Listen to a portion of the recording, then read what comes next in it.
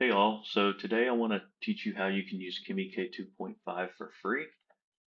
In my opinion, this is a really good model. It is comparable to Sonnet 4.6 and creates beautiful UIs for front-end applications. That being said, let's get started.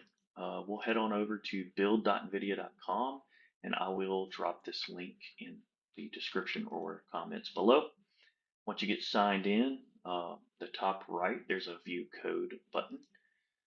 In here, you will have your invoke URL. You will have an authorization header with API key. If you don't see an API key, click the generate API key button. As you can see here, I am using the free API for development, so I haven't paid a penny. And then you're going to have your model down here.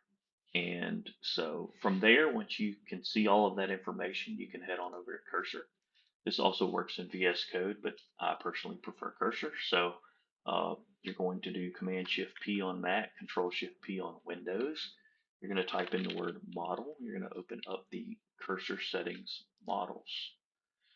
From there, open up the API keys section at the bottom here, and you're going to toggle on the OpenAI API key, and you're also going to toggle on the override OpenAI base URL.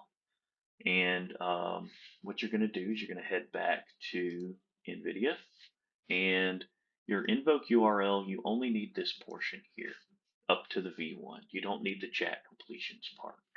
You're going to copy that and you're going to paste that right here in the override OpenAI base URL box. Head back, grab your API key. The only portion you need is the NV API all the way to the end. You don't need the bearer part, okay?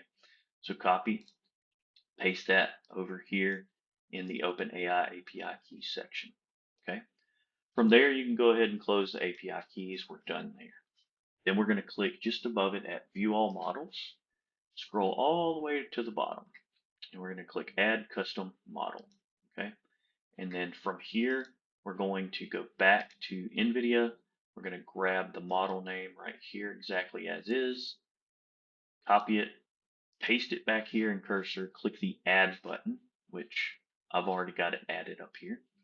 And then now you should have a drop down option to select this model. And then from there, you could start prompting it. So what model are you running on? And it should respond fairly quickly.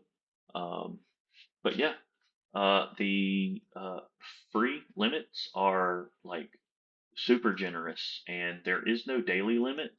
If you go to the top right up here, you can see that the API rate limit is 40 RPM. That's requests per minute, um, and that's per minute, right? So 40 requests per minute.